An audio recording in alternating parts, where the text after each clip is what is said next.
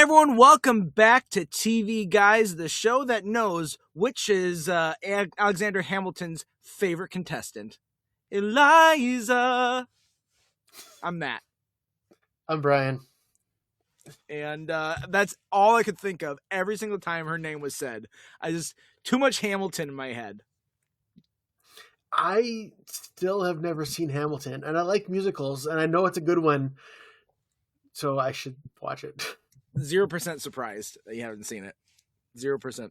It's good. The first time I watched it, actually, it moved so fast, and like I kind of watch it in pieces. I watched like the first act, and you have to have subtitles on too when you first watch it because it's like there's so much being said. You're like, what are you talking about? And so I had to have the subtitles on. I'm like, okay, I'm getting this. And even then, it was a lot. And I'm like, I don't know if I'm digging this story. And then like I let those songs ruminate, and I actually listened to those songs in the car, and I'm like, oh, these are cool songs. And then I watched the rest of it, and I was like, yeah, this is a good show. And then I've been in love with it since. So, would you compare it to Greatest Showman, which is one I have seen? It's got some great spectacle of it. Lin-Manuel Miranda is a very different beast than anyone else working in Broadway. Because his songs are just like so witty in their lyrics. Yeah. And almost to his detriment sometimes. It's like, you didn't have to rhyme that. You didn't have to construct that sentence the way you constructed it to make it work. You're just showing off now. Yeah. But also, there's a reason he's so good at what he does, and there's a reason. I mean, there's a reason he's so popular is because he's so good at what he does. I figured that. Also, we just starting off with tangents now. We've lost all pretense. Welcome to quote unquote TV, quote unquote guys. That didn't need two quote unquotes. No. Also, we just welcomed us. You just welcomed us to the podcast like a minute ago. You're re-welcomed. I'm sorry. I want our guests to feel welcome. Is that a crime now, Brian? Yes. Oh, so I will say one thing. So if there's anybody out there who's just been listening to our Survivor episodes, we've had some really good seasons back to back to back. I think seasons 6, 7, and 8 were all really great seasons. Season 9 was a season of Survivor, I will say. It was like Survivor Amazon, but not as good. Yeah, they're not all bangers. No, this is better than Marquesas, and no. Marquesas better than, you're saying better than Thailand. Better than Thailand for sure. I think it is better than Marquesas. I wasn't super impressed with Marquesas. Marquesas had a couple good moments. It had the introduction of Boston Rob. It had that challenge where everyone found out the pecking order, which is memorable. So I would probably put them next to each other, kind of neck and neck, if we did a ranking. Yeah. Towards the bottom. Yeah, I didn't view this season as bad, but I also didn't view it as good. Yeah. Should we talk about what we predicted from last time? Yeah.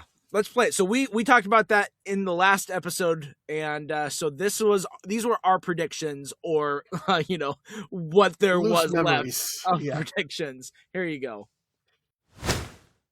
I don't remember this one. I don't remember as much, but I do remember a couple things because I haven't watched the season since it aired. I do know who wins.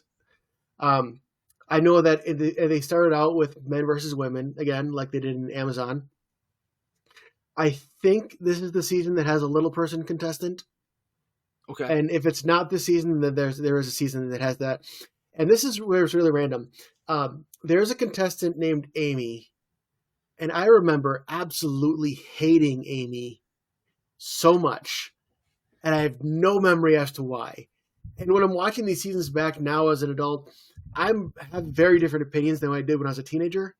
So I'm like, am I going to hate Amy, or am I going to think, oh, she's not that bad? I don't know. Is this the season that has the survivor that has a prosthetic leg? Ooh, that might be. I remember that too. We'll get I don't think it's going to have both. I don't think we're going to have both a prosthetic leg and a little person, but I think one of those two will be there. Okay.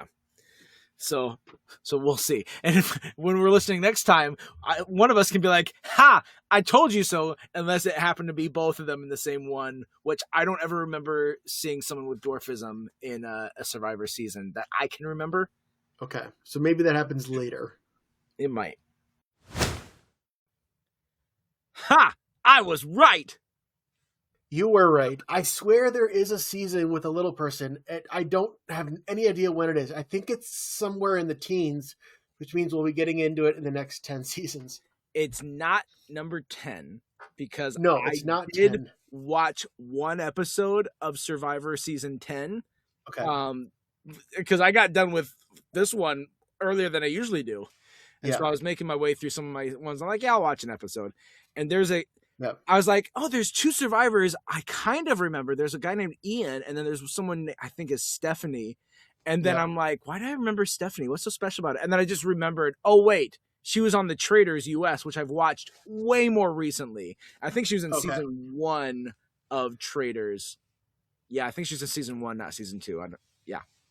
So we'll get to this at the end when we talk about predictions for season 10, but I know 10, 11, 12, all of those a lot more than I knew season 9. Oh, really? Yeah. Is 10 pretty good?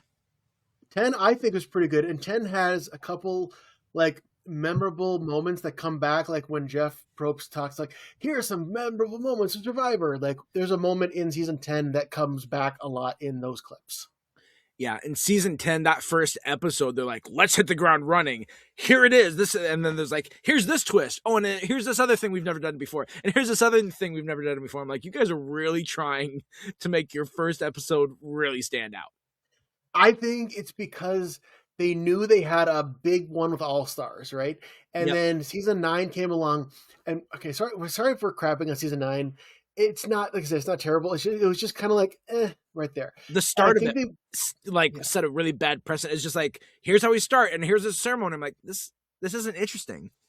No, yeah. And I did not love all of the basically pig torture that happened throughout the season. There was a lot. We brought this pig. Well, we're going to slaughter it off camera, but we're going to slaughter it. Oh, yeah.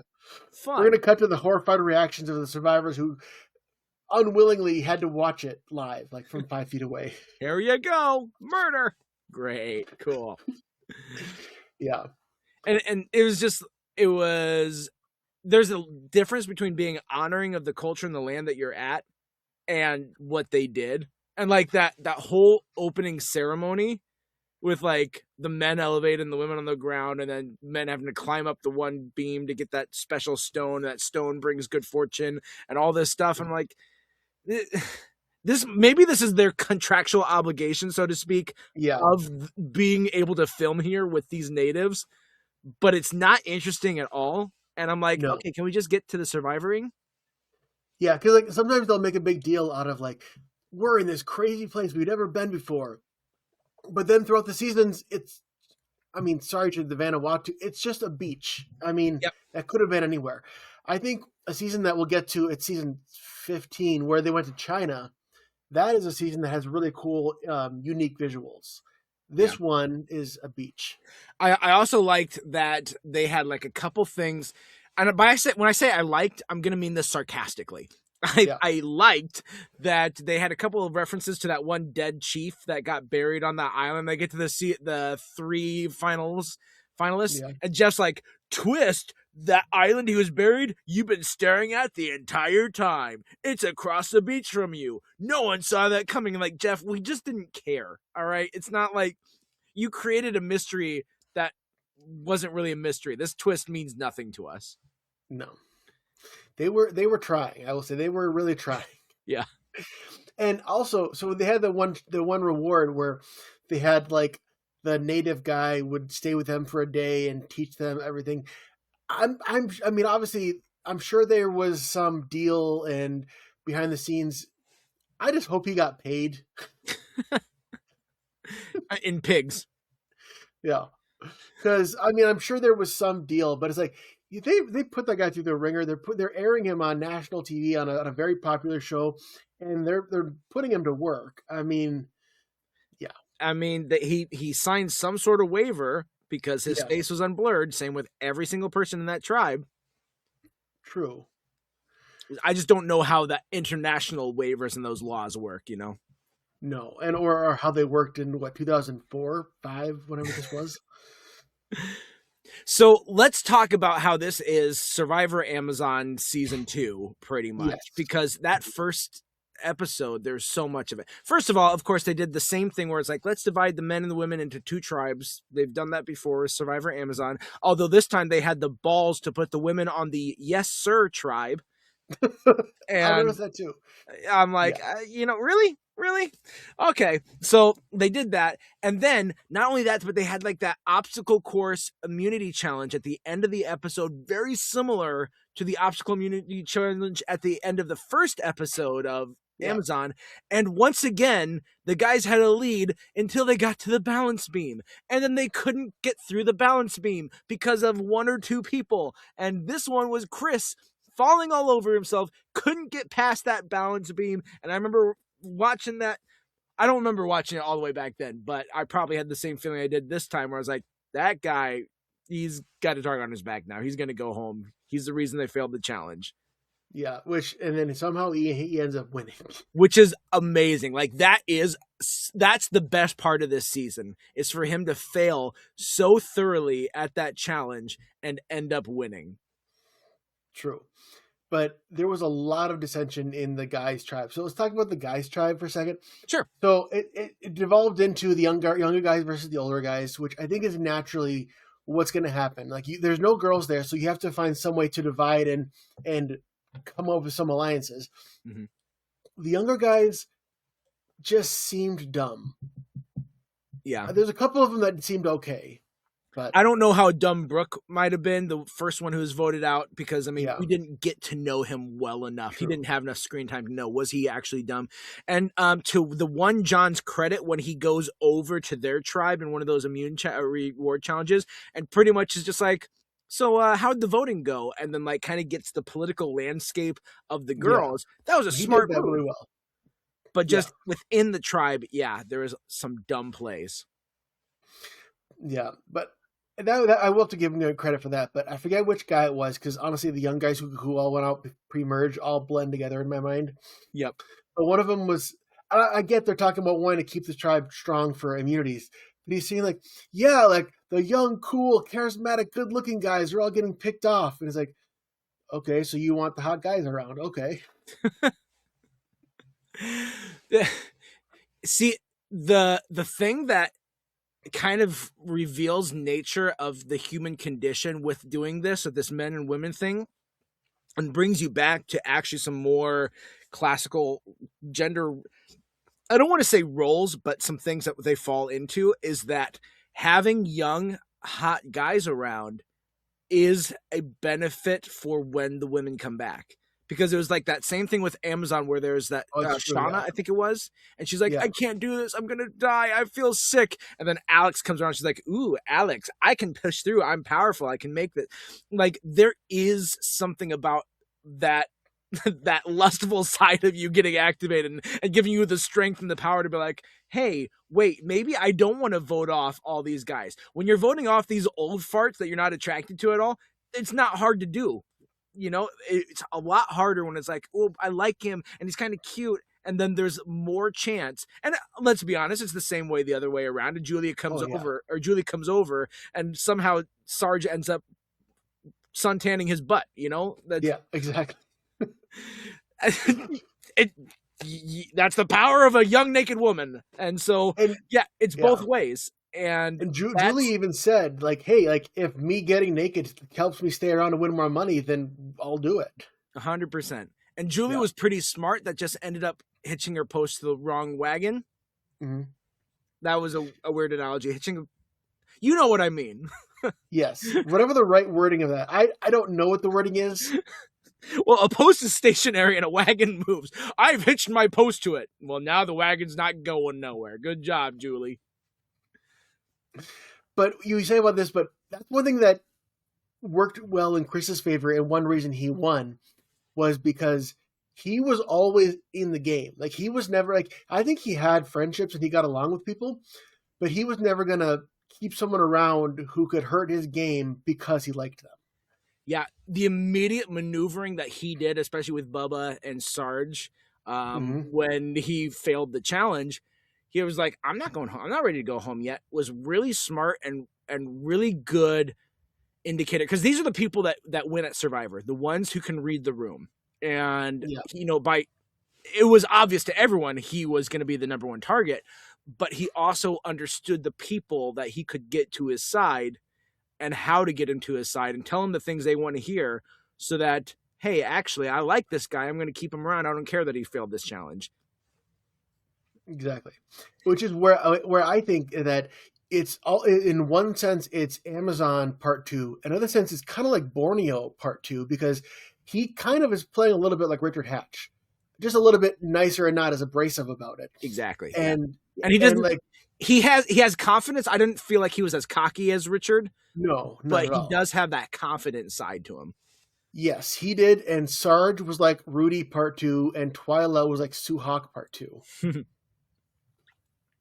And who's Rory then? Who's the person that fought? Because if we're talking about tribe dynamics, before we like talk about the girls' tribe, the one last thing is this Rory Sarge and antagonistic relationship. And it Yeah. was crazy in episode 4, because I didn't remember how it ended, and I don't remember when either of these guys got voted off. I'm like, I don't think Rory makes it to the merge, because how can he make it to the merge when he just rubs every single person on the tribe the wrong way? And so him and Sarge, they have this whole thing in episode 4, like when they lose, like, well, it's time probably to get rid of Rory. And they blow up this whole thing's like, okay, it's Rory versus Sarge, Rory versus Sarge. And then yet they get to the tribal council, and then it's like, oh no, Brady went. And I remember sitting there like, wait, you didn't lay the breadcrumbs like you usually do. You instead were like, it's Sarge or Rory, and you didn't really show us why Brady wasn't going to go. I know that was a weird one, I will say. Yeah. But yeah, Rory had the same problem in the early game that Twyla had in the late game, which is you have to at some point, on some level, make it nice with people if you want them to vote for you in the end. Yeah. I think Twyla and Rudy had like you said, not Rudy, Twyla and Rory, as you said, they did have the same problem. And a part of that problem is not understanding that they are, and I hate to say this as their person, that they are the problem. Socially, they are the problem. And I think they both understand that. They both understand they're at the age where it's like, I know what I like, I know who I am, and I'm not going to change it for others. But when you're in a social game, you have to mirror others' personalities a little bit. You can still be honest, you can still be you, but you've got to cater to people at certain points. And I'm sure they thought like the minimal things that they did, oh, this is me laying down and I'm compromising. It was like, no, there's a lot more compromise that needs to happen. And you can't be as headstrong as you are, because it's not like they disagreed with like 2 people and that's it. It's like nearly everyone, except for Twyla, she had Scout. Like nearly everyone that they had a relationship with, they had some sort of antagonistic parts in there. Rory didn't have a single person. Twyla at least had Scout and had Sarge before she went back on him. Yeah, exactly. And this is where it comes into like hilariously at the end when it's just Chris and Twyla. Chris is like, yeah, you shouldn't take crap from anybody. You should just tell them to go to hell. And he's like, yeah, I'm going to play nice because I want them to win. And it's like, yeah, that's what game we're playing. And to Scout's credit, she calls him out and she does notice it. Yeah. But yeah, I think Twyla just rubbed too many people the wrong way and still was that way in tribal council, like you said.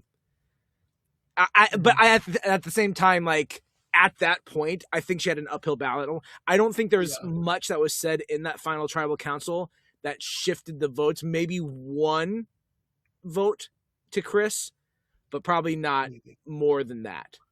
But if you're in the finals on Survivor and one of the jury members says, I want you to apologize. Yeah. Like, just do it.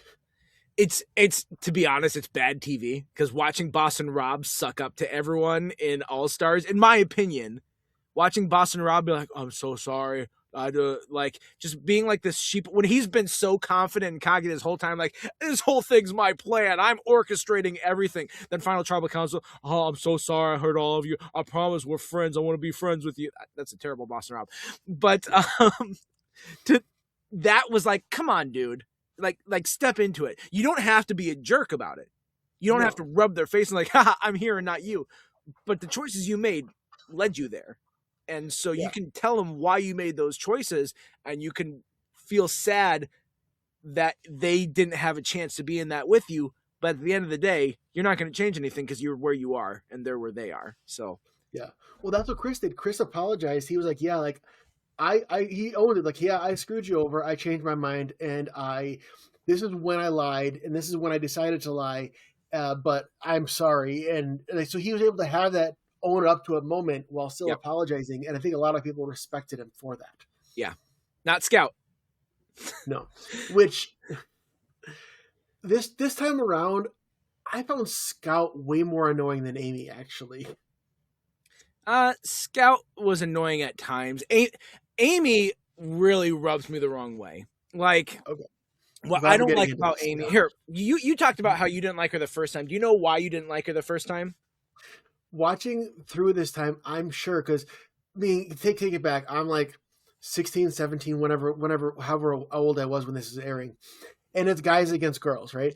And I remember thinking, like, anytime in any kind of sitcom that there's any kind of guys versus girls thing, it always ends up being the same thing where the guys are all like, yeah, we're going to win for sure. And then the girls end up winning. As like every sitcom from like the 90s, 2000s that does any kind of men versus women, that's how it goes.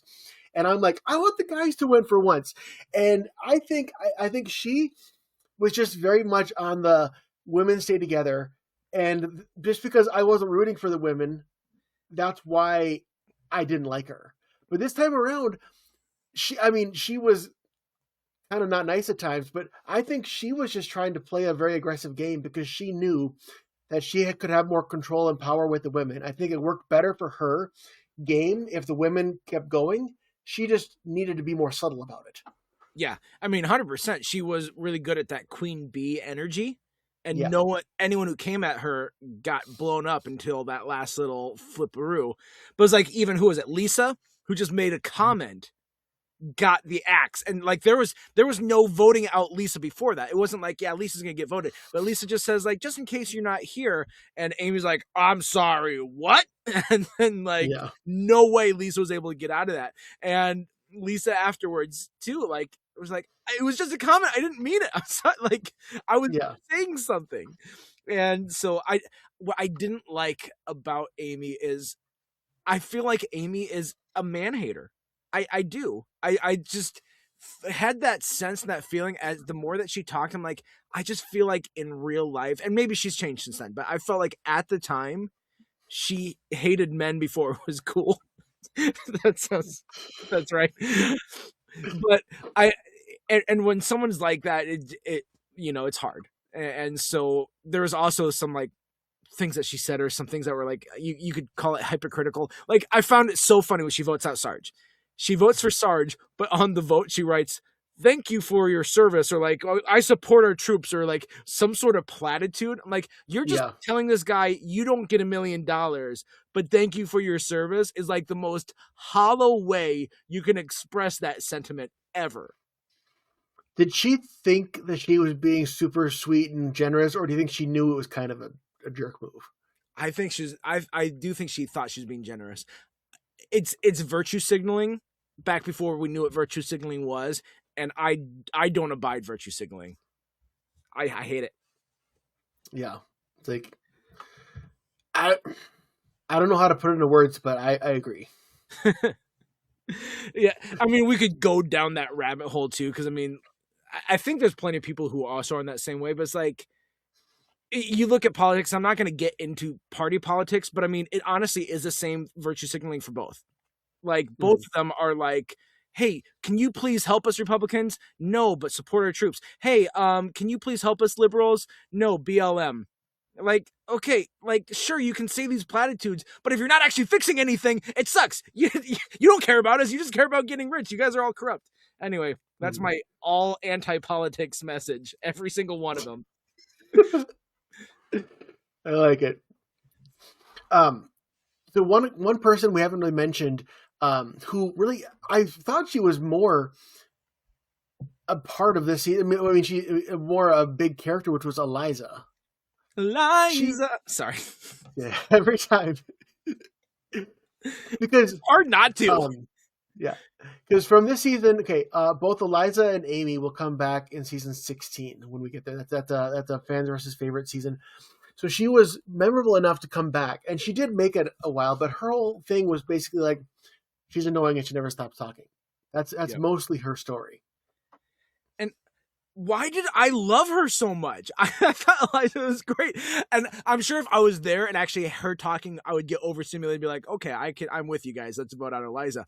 But I don't know. I liked Eliza, but she actually, let's be honest, she had the same Rory and Twyla problem. She, Mm-hmm. it's not that she was purposefully mean, but she just was not self-aware enough Yeah. to be that to play the social game the way that it was. She Oh, was smart enough. 100%. She Yeah. knew when to jump ship, but she was not social enough to play a good Survivor game. I think probably because you and I were probably would have been rooting for the guys, and she was kind of like the underdog of the women, the Yep. one who was most likely to work with whoever would work with her. Yep. And that also shows. I mean, and she was the main point of dissension with the women. Not even trying to. They just some people didn't like her, and it caused the whole thing. And then that's why I love the scene when Chris is the only guy left, and he should be the one voted out next. And he's like, I don't even have to do anything. They're all fighting with each other. I can just sit back and relax. And that's where those gender roles come into play too, because there is like that traditional sense of like an all-female tribe and women together, that the hurts of all women together, the emotional hurts go deeper than guys' emotional hurts tend to go. Because guys can be like, can laugh it off. Like the Rory and Sarge stuff. This guy gets under my skin. I hate him. Everything he does is wrong. But yet they still vote together. They still like they're fine. They yell at each other. That one immunity challenge, like in the second one, where Rory's like making noise and Sarge's like, "Would you shut up? You were throwing me off." And it's like he gets the rage out, and then he can exist with the guy. Women don't quite do it that same way, or they don't tend to, especially around like not especially. I think now women can change that a little bit, but traditionally it's always been women will tend to take a hurt and just like let it fester, and they don't just like punch a guy and then be like, "Okay, I'm good now." Yeah. We're a bit more barbaric than we should when we really should be. Very much so. I do think that the point against all those women at the final stage who allowed Chris to get that far, because he didn't win every immunity. He won a few of them. He won a few of the key ones. Yep. But they should have known, like, it's going to be an uphill battle for any of us to win against Chris, because he's got the last man standing one. He'll be able to say he outlasted all the women. You know he's going to get Sarge and Chad's votes for sure. But here's the thing about the jury is that this jury had the most female representation of any jury so far. Only 2 men on this jury. Yeah. Up until that point in Survivor history, there is never a jury that had only 2 men. Yeah.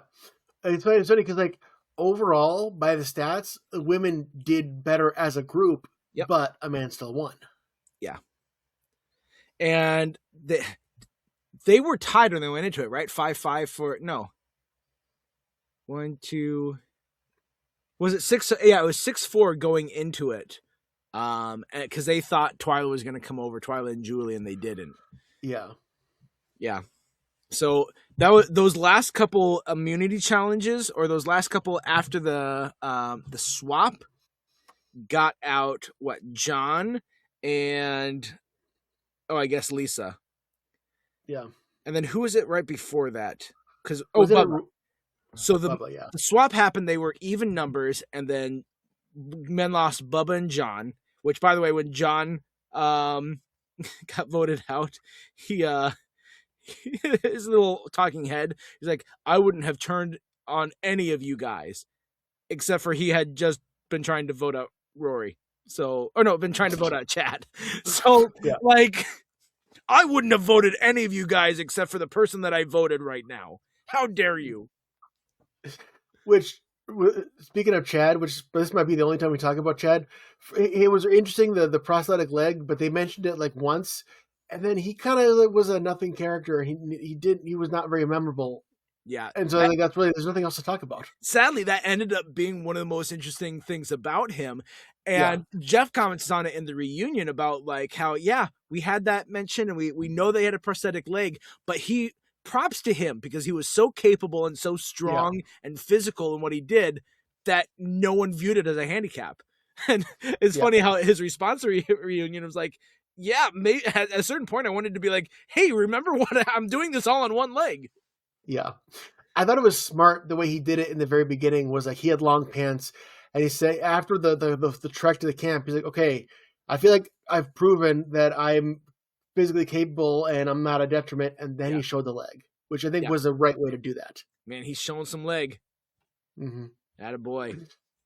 Oh, there's also there's a line. There's something that Chris said that was not intended to be a double entendre, and clearly the show didn't think it either because they also played that same clip again in a flashback at the reunion. Do you remember what I'm talking about? I don't. When he says, "If a woman is vulnerable, she'll let you in the back door." Oh yeah. Yep. Thanks, Brian. Thanks for making sure that we talk about that specific quote. Oh, yeah. Well, when I heard that, I'm like, did they say that? I mean, I know he didn't mean it that way, but like, I can't be the only one who thought that when I heard that. That's what she said. Exactly. And I clocked it. I'm like, I have to remember to bring this up on the podcast. Thank you. Well, let me take a look at my notes and see if there like some fun stuff before we talk about, because we've talked about some of these characters, but I want to talk about a couple different like just some moments. Like for instance, episode 2, I think they saw the All-Stars challenge where they're blindfolded and then they're bringing the big puzzle pieces over, and how hilarious it was. Like, guys, let's do some physical comedy. People get concussions on this. And they did it again. Like, did they not learn from the first time? Or were they like, oh, that went really well. Let's make sure someone gets hurt. Like, people got hurt just enough that no one died. So we're lawyers, they're giving us the go-ahead. So we're going to move forward. There's another challenge later on. It's not blindfolded, but it's a very physical challenge that has, I think, more than one like injury. I think someone even gets pulled out of the game on it later on in the show's run. That I think they eventually do say, okay, we can't do this challenge anymore. Well, that's smart, you know. Yeah, they did something like that. So I'm surprised that they still allowed one of those like, okay, fight at a certain point when you're on these balance beams after the Thailand choke Clay and throw him into the water one. Well, the thing is, there's always a chunk cut out of real time. You can tell in editing because Jeff explains the challenges, and I'm sure there's some people like, hey, can I clarify questions? And then they go through details. And they cut all that out because that's not a good TV. Yeah, I'm sure. And I'm sure there's also some instructions. They say like, all right, don't choke anybody. I would be willing to bet that any challenge like that after the Clay incident, they specify, do not choke each other. I bet. If your hands go on the throat, I will chop them off. The salad's on top, I bring it back. I had double tribal listed here, but I mean, do we need to talk about that? That was we've had a double tribal council before where we had All-Stars with the Outcast tribe coming back in. Yeah. I don't think we have a double tribal in All-Stars. Not that I remember, but this one was unique in that they had, was it John or JP, one of the guys, sit in on the women's tribal and give immunity to somebody. Yep. Who did he give it to, that one? He gave it to Amy because he could tell she wasn't going to get voted out anyway, and he didn't want to interfere with their voting process. Yep. I remember the logic. I just couldn't remember who he picked. Yeah, he picked Amy, which again shows that like Amy did do a really good job at her alliance. If it was only the women, she could have sailed through that. Yeah. So let's do a what if, because whenever we do these, we should talk about what ifs. Because Yeah. that's the best way to bring this up. Because episode 5 they have the merge. No, no, what is it? Not the merge. They have the swap. They have the swap Yeah. in 4, and then in 5 they get to their immunity challenge. Bubba comes up to the trial count or to the mat. He looks over, sees Chris, and is like, Chris, think about the merge. Now I know that he's mic'd, so like it's not gonna be loud, but it still was loud enough of a whisper that is like, Yeah. there's no way people didn't hear it. Of course, Amy saw him. They say, oh, Amy clocked it, but it's like, how did he think that was going to go?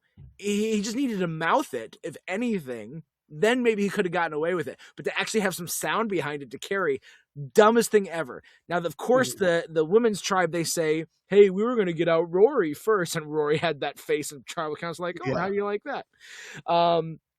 So they're like, oh, we're going to get out Rory first, but we're going to go for Bubba tonight. If Bubba could have made it past, do you think when he comes over with the guys, do you think Twyla and Julie still would have abandoned and Bubba would have been voted out? No, I think there could have been another person on that alliance. I think Julie and Twyla, there wasn't enough security for them to jump over. I think Bubba definitely would have been on that Sarge alliance group. So there would have been one more number, and I think they could have kept together. And I think they could have turned the tables and gotten rid of like Scout, Eliza, Amy, and Leanne and Julie. Yeah. Or no, Julie was with them. Scout, Eliza, Amy, and Leanne. Because he would have made it to the merge most likely, because episode 6 sees 2 really bad challenges where Eliza cannot catch a pig to save her life, completely cost reward. But then Leanne can't swim at all to save her life, completely cost immunity, and showed that a tribe of all these women in any of these physical competitions, they might need a guy around to help them on that side of it, because those 2 showed some weaknesses in it. So I think he would have not been voted in episode 6, and Lisa probably would have been voted again, which, by the way, episode 6 has probably the best reward challenge I think I've seen in the show, where it's like, hey, here's a barbecue, have some steak, have all the, like, every single person on your tribe gets a steak. I don't think I've seen a reward challenge that is that good. No. So I think Bubba makes it to episode 7, but to be fair, in episode 7 on the immunity challenge, Rory just goes ham with the slingshot, and he's the reason they win in the first place. I don't know if Bubba would have done that in episode 7. But let's say that alliance makes it to the end. So that means knocks out the women. So then you have, let's see, it would be Bubba, Rory, Sarge, Chris, Chad, along with Eliza and Julie. Who from that group has the best chance to make it to the finals? Because I still think Chris could make it to the finals with that group. I do too. I think Chris and Bubba make it to the end, because Bubba will never vote against Chris, and Chris had Sarge and Dave in his pocket too. And so I think those all would do it, and then they'd somehow get out Dave and Sarge, and it would just be those 2 at the end. That could be. And then that, honestly, Bubba could win. Either one. It could still end up being a wash and Chris wins, but it could still be, or it could be Bubba wins. Which Bubba's a likable guy. I mean, he shows up to the game with a Bob Barker shirt. Who does that? Yeah. I know, very, very distinct. And this is random. We talked about rewards. Okay, it was weird because they started out the family member reward with like the email from home thing. I'm like, what are we going back to? Australian Outback with season 2, like we've had people coming out to visit. Now you're going back to emails, and it's like, oh no, they're actually here, and I forgot about that twist. Ta-da! Yeah, did you know that was the case when they were watching it? No, I didn't remember that, and I didn't catch the fake setup that they were all in the same room either. Which that was a great thing to make sure to capture, was the Chris and his wife and the like, I'm going home if I don't make this, and to revisit it in the reunion too. Yeah. And then, like, he wasn't trying to make her feel bad, but man, she felt so bad about that. Yeah. But I mean, it's good to say it in the game. It's good to say it in the game where it's like, this is what's at stake. You need to know that I have to win or I die. Like, that's what's on the line. But yeah, at the end, Well, get voted out. It's not Squid Game. when he says, "I'm sorry we lost," like, yeah, Yeah. people called him on it, and I don't know if he purposely was trying to like put it on. Like, he was frustrated, sure, but Yeah. you're You right. say He things probably in the felt heat of the terrible. moment, but I don't know if it was a strategic, like, I'm trying to play the sympathy card. Yeah, but then we hear in the reunion, yeah, he lies to her after that when they get home. Is like, "Oh, I Oh, got yeah. voted out that night," and doesn't tell her until a month later or months later. So then she thought for like half a year that she caused him to get voted out. I'm sure that was really nice for their marriage, you know. Yeah. Well, I That feel like Chris didn't know, but I feel like he probably had a suspicion that he won. yeah, Yeah. yeah, probably. Mhm. No, yeah, seeing how Twilight did, I'm like, oh yeah, there's no coming back from that. Yeah. Backing up 5 minutes just to clarify, I think I called him Dave instead of Chad. I just realized. I think I said Dave. I'm like, who's Dave? All right, Dave that's all I from wanted to know. Amazon. From what? There was a Dave in the Amazon. Yeah, that's what it is. I went back to Amazon because this is Amazon season 2. All right, guys. Producers, you're running out of ideas. Just like All And Stars was kind of Pearl Island season 2, even though there's only yeah. one Pearl Island guy. Well, that Same was literally location. the same. Yeah, so I was gonna say same location as well. Yeah, and some of the same games. Mm. All right. Well, let's look at these notes. Last little moment I want to highlight before we just talk about making sure any other characters we haven't talked about. No, I have 2 moments. One of them was the Eliza getting voted out. The dart looks that she had Yeah, at Chris, like the "how dare yeah, you," just the look she gave him. And then she gave it again as she gets to getting her torch out. And she looks at him, and then he just gives like the "what are you gonna do" face. yeah.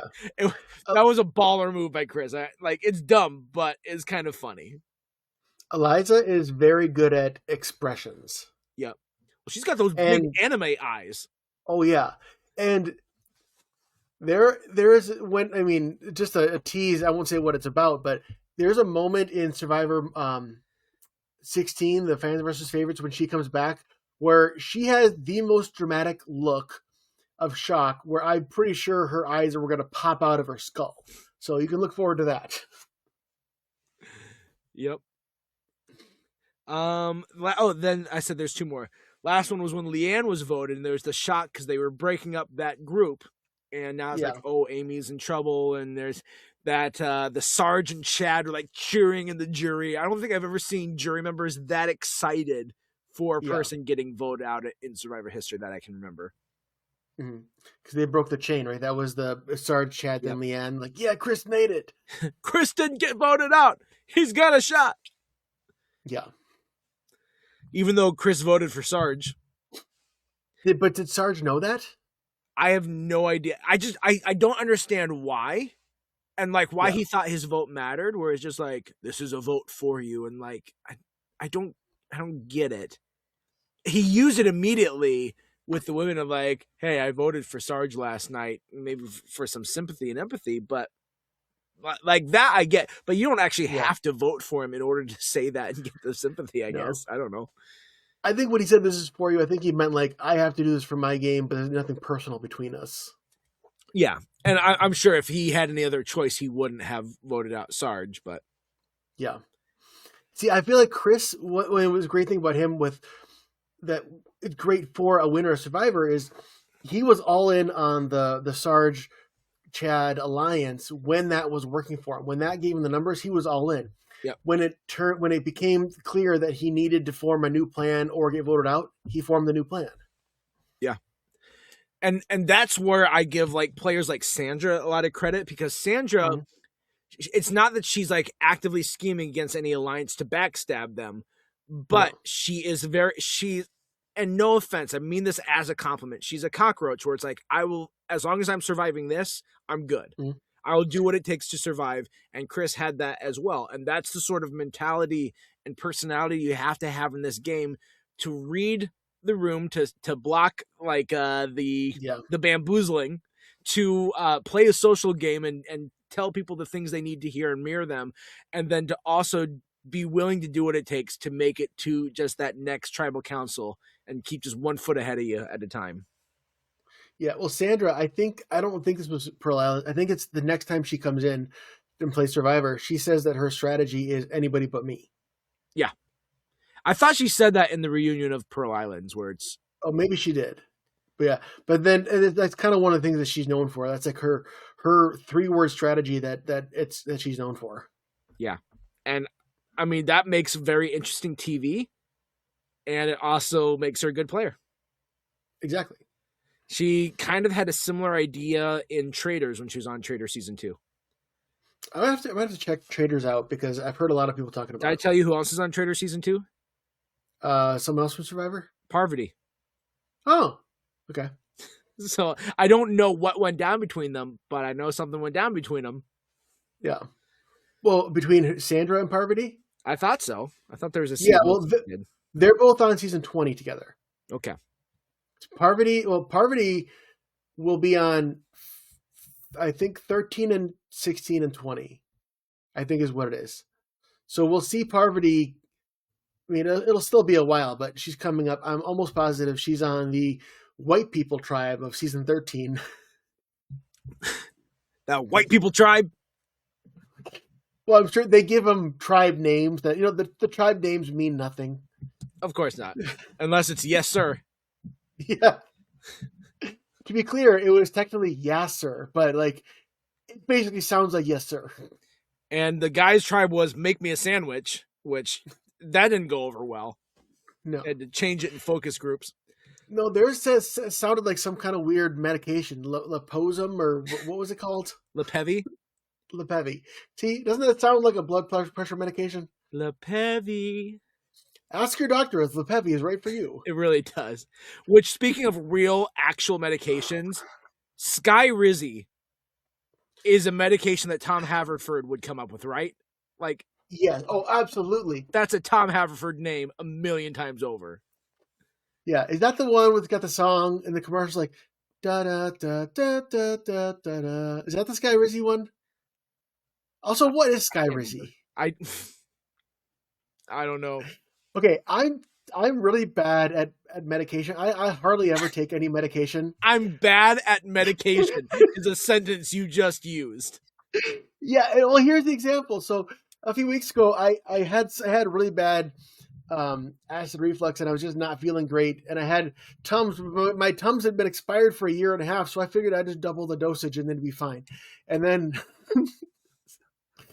Sabrina looks at me the way you looked at me, which is like, you're an idiot. But hey, it worked, and my acid reflux went away. Yeah, like acid Tums, the way that it breaks down, it's like their expiration date is kind of meaningless. Sure, it will be a little less effective. I don't think you needed a double here. I think you still could have taken the normal amount and been fine. Probably. But that's why he gave the look of like, double, really?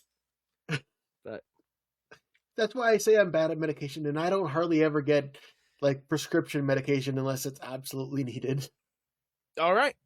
So, well, I'm sorry. What do I do with that, Brian? What do I do with your medical history? I wasn't planning on talking about my medical history, but we started talking about Skyrizi, which exactly what? Okay, so going back to that, what would that be? What would the Tom Rizzi Skyrizi? What would that be? Skyrizi would be like one of those bars where like it raises you up into the sky and then you eat and are served cocktails up there. Come to Skyrizi. Okay, but then playing like the Ann Perkins role, I have to ask, what does it actually do? And then Tom would say that. See, I'm coming up with that. I don't know what a Skyrizi pill would do. I was thinking if he had something called Skyrizi, it would be one of those restaurants. I took it in a different direction. Oh, gotcha. Maybe Skyrizi is something that he gets in the bathroom of the club from John Ralphio. That sounds extra sketchy. Like, it's John Ralphio. His life is sketchy. He's the worst. Well, okay. So, any characters that we didn't talk about that you want to talk about? Because we didn't talk a lot or as much about Twyla as we could have. We didn't talk Yeah. as much about Julie as we could have. Well, okay, with Julie, there's not much to talk about, really. We talked about the fact that she was flirting and using that, which if you got it, whatever. But there wasn't a whole lot to talk about with her. And I completely missed the whole thing about her and Chris being a brother-sister thing until that came up with the waterworks in the finale. Yeah. Well, there's a little bit. They had one or two moments like that where they're letting, like, she would let him know, hey, we're not voting you tonight. Like that one time it was Lisa or whatever. Yeah. Then no, not Lisa, but you know who I'm talking about. And then there's another time where she was saying, yeah, it is gonna be you tonight. I'm sorry, you're gonna be the one voted, and like saying that. And so no. Because that one was when they flipped it to Leanne, and they weren't going to vote Chris anyway. So, but anyway, there were some things that happened, and and they set the stage for it. But what I did like about Julie going in a different direction, I thought Julie had some unfair things that happened to her, but she played them well with the knowledge that she had. She just didn't see the flip coming. Yeah. To be able to get in good with the guys, to be like, oh, now I'm here with a bunch of guys. Now's the time. I better suntan naked. Better do that. I don't know. I'm just going to go lay here naked. Oh, you guys aren't voting me? Well, who could have seen that coming? And then goes back over and be like, ooh, I can go back with these girls, or I could stick with the guys. I'm going to be on the winning side right now and vote out Roy. And then to go on the thing with Leanne and be like, hey, I'm there. I'll be in a final three. You, me, and Amy.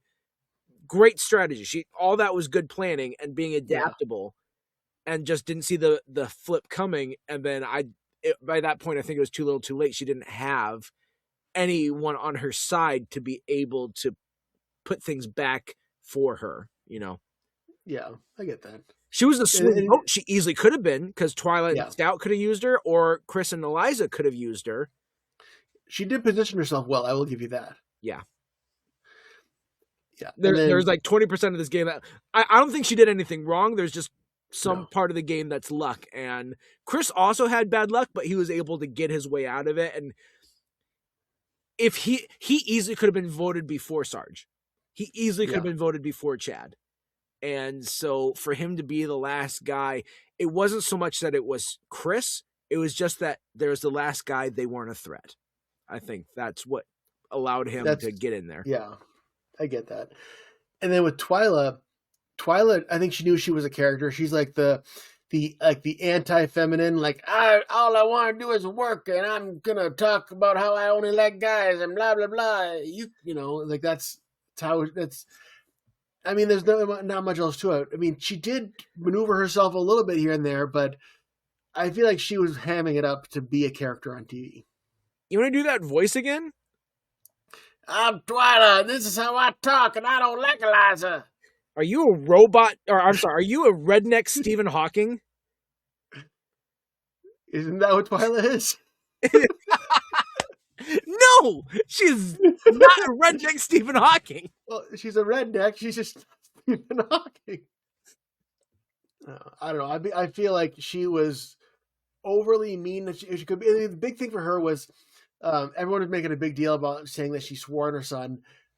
Which stuff like that is going to happen a lot more in Survivor, where you can't take people's like family members swearing on them as a thing, because you never know who has that as they won't cross that line and who doesn't. Yeah, Johnny Fairplay swear on my dead grandma. Yeah, well, he's a liar. Exactly, and they even brought that up in the finale.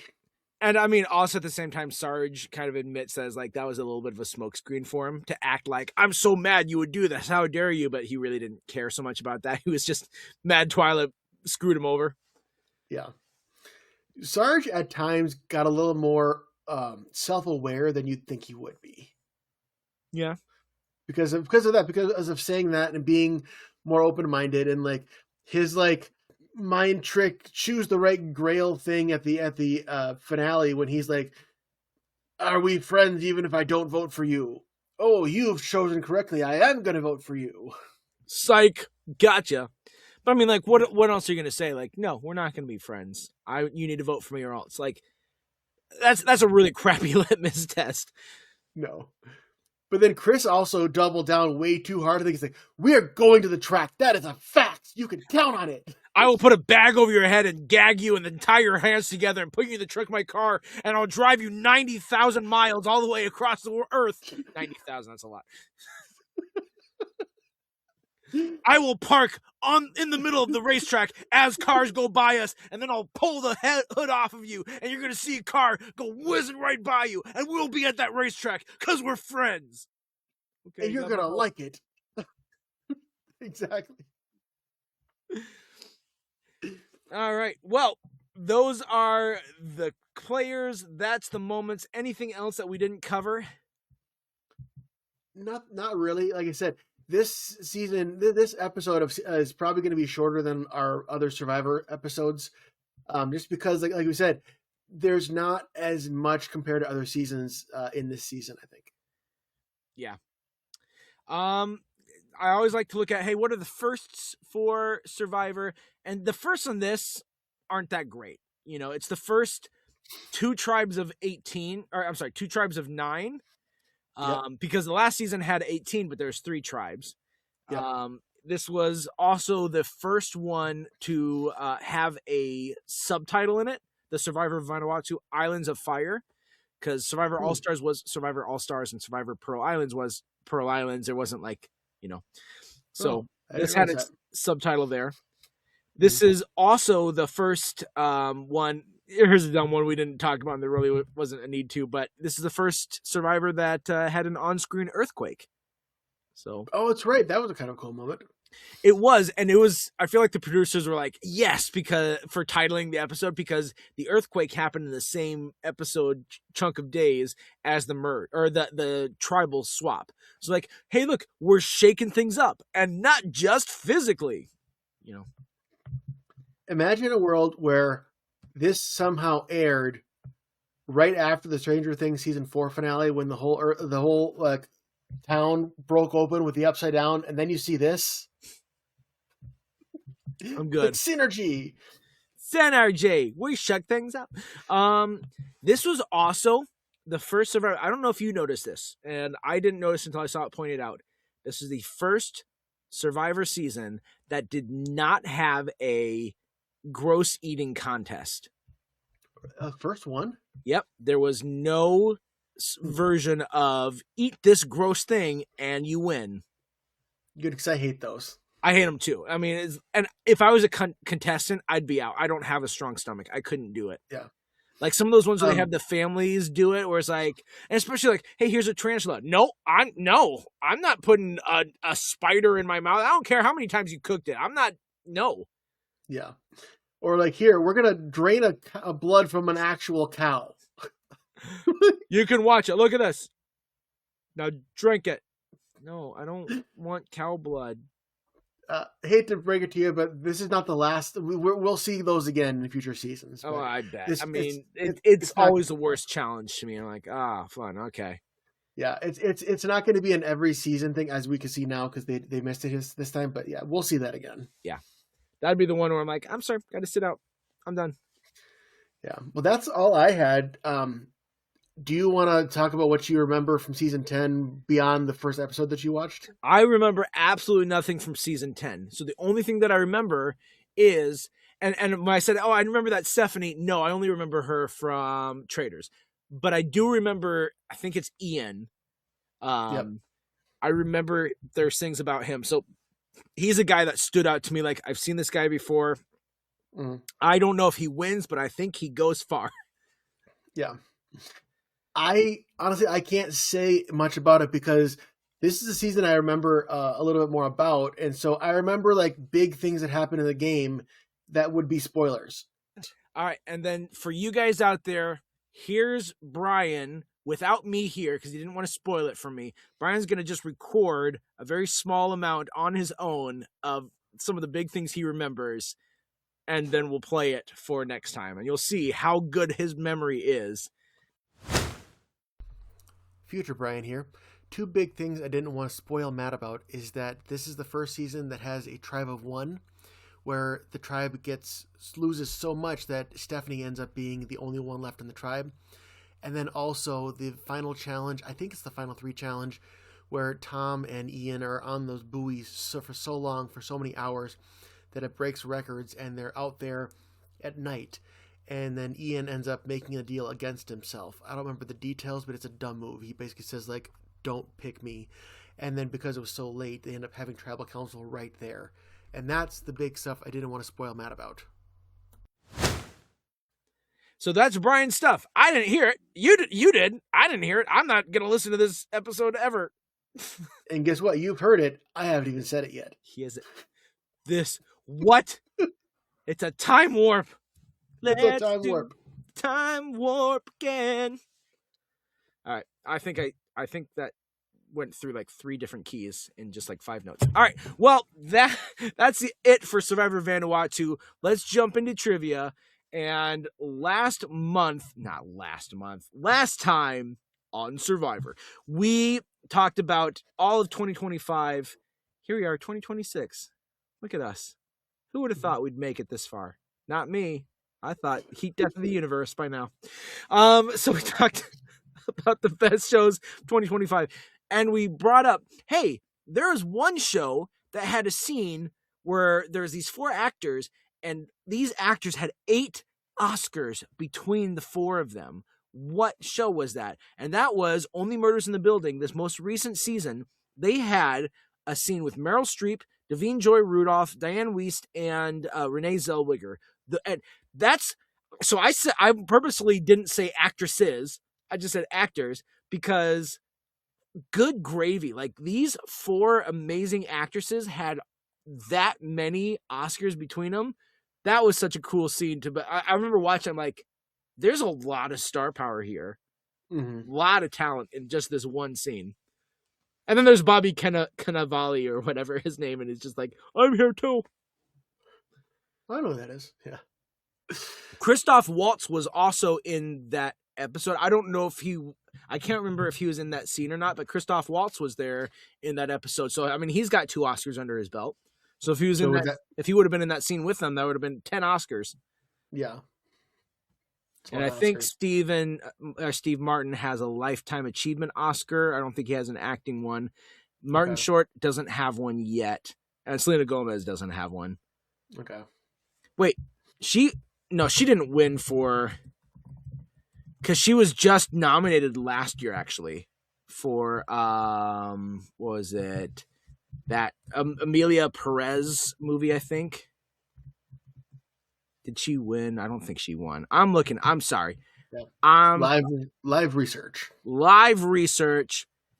Yeah, Amelia Perez. I'm pretty sure she didn't win because Zoe Saldana won for that movie. I just don't think she won. I just don't remember who beat her, though. All right. Well, hey, there you go. That was fun dead air for you guys. I'm sure it was super interesting. Well, I'm sure I cut some of that out. Don't cut a thing. Just let them sit there. Think about what they've done. All right, Brian, you can ask the trivia for this week. In a rare other first, we had for Survivor Vanuatu, we had the first contestant that went on to date Jeff Probst. Here's a hint. It was not Bubba. I was going to guess Sarge. So which of these contestants dated Jeff Probst for a little while after the season? Here's another hint.